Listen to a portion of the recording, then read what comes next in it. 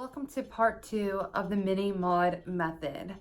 I wanted to talk more here today about what actually to look out for the Minnie Maud method and really what its design is meant to do and how to navigate the different things that may arise for you if you are going through or thinking about going through the Minnie Maud method. Welcome to my channel. My name is Stephanie. I'm Long Island's eating disorder specialist. I talk all about eating disorders, body image issues, and general mental health on this channel. So if that is something that you're interested in, I post 3 times a week. You can click the subscribe button down below. I also have an Instagram and a weekly blog. Feel free to check those out. I will leave those links in the description below. And if you like this video or found it informative at the end, I would greatly appreciate it if you gave it a thumbs up because that helps other people to find my channel and I hope help them as well. A big problem that starts eating disorders and precedes eating disorders typically is a distrust in your body. And that distrust just gets magnified as you go along in an eating disorder. So a big part of the Minnie Maud method is to regain trust in your body. And that really does come from freeing yourself from food rules, food anxiety, and food guilt, which would also be associated with food rules, so that you can truly be radical in separating yourself from that, allowing your body to go through its natural process in order for it to restore itself, and then realize that your body will take care of itself. However, it does come with its own challenges because early on you will experience most likely physical symptoms that may not be so pleasant, and as well as mental symptoms that may not be so pleasant during the Minnie Maud method.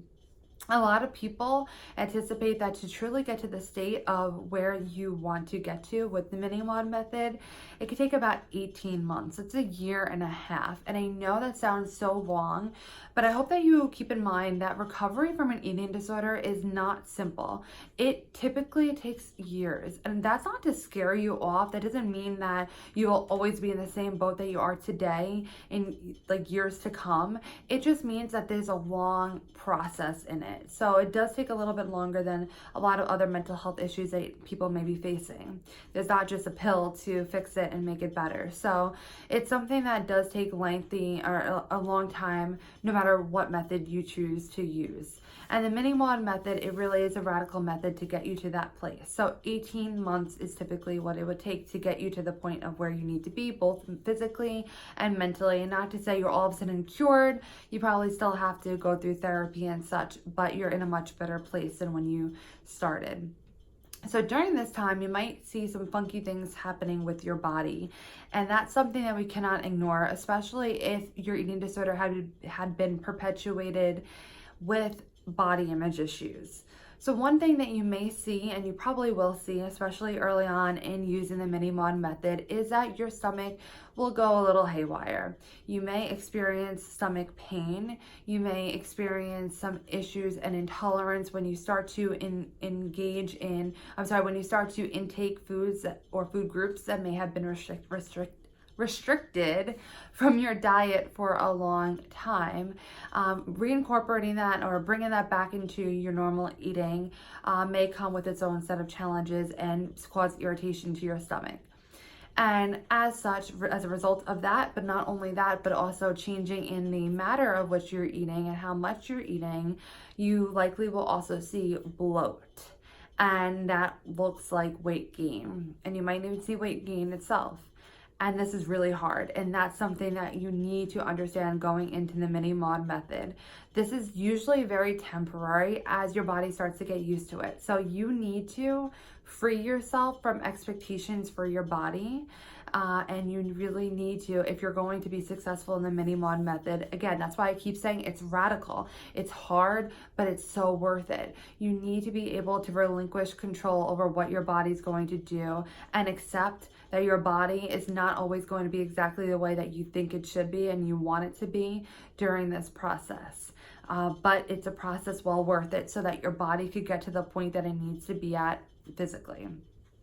So that's something that you may see, that bloating, and it's something that I would encourage you to talk to your therapist about so that you could really work through that and be successful in this method. One of the things that is kind of conflicting in Minnie Maud method is calorie counting. So there are ways around it to not make it so impactful, but because there is a minimum amount of calories that you need to take in for the Minnie Maud method, there needs to be some sort of calorie awareness.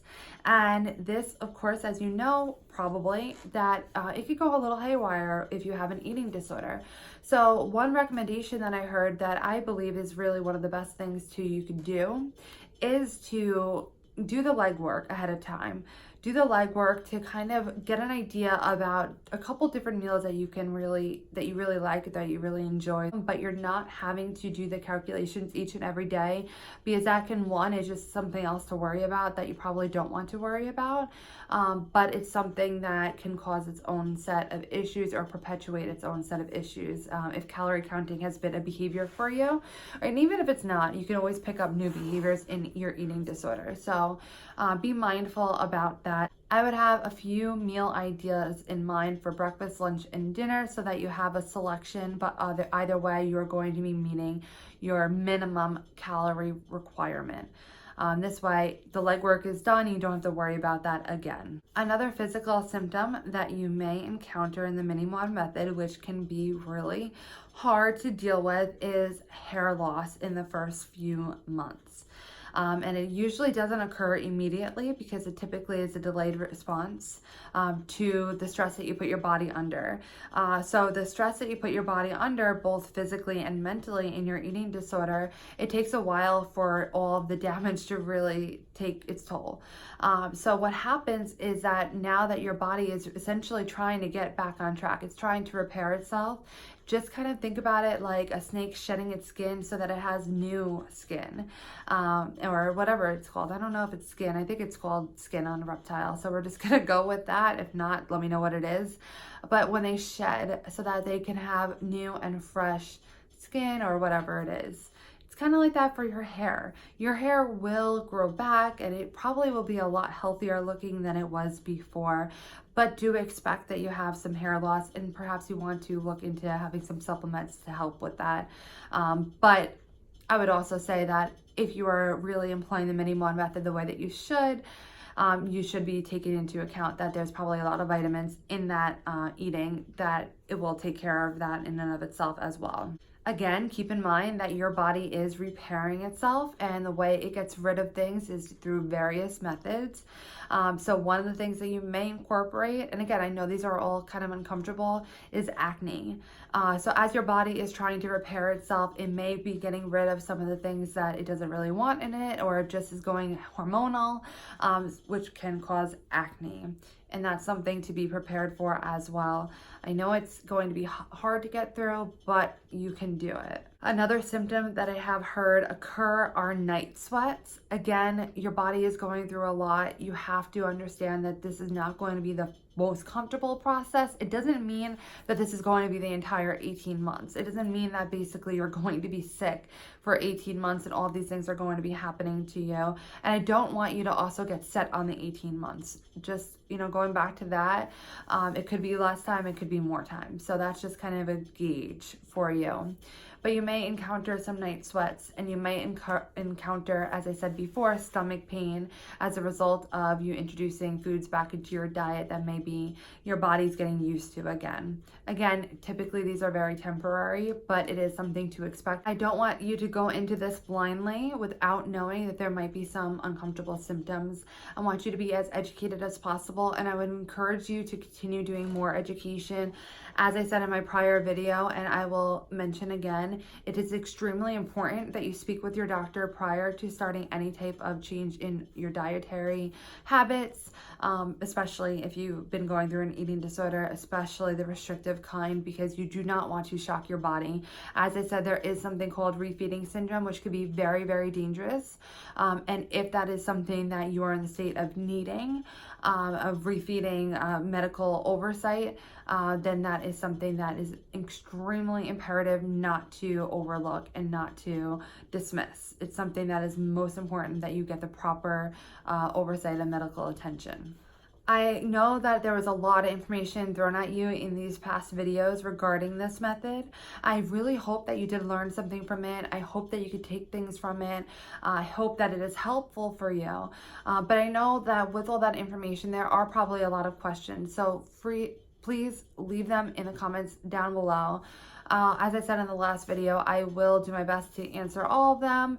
I may answer in the comment section, or I may do a whole new video on it about the questions that you may be having. So feel free to leave those. I hope you found this video helpful. If you did, please give it a thumbs up. You could click my face over here to subscribe to my channel. And I wish you wellness on your journey to finding your state of balance, and I will see you in my next video.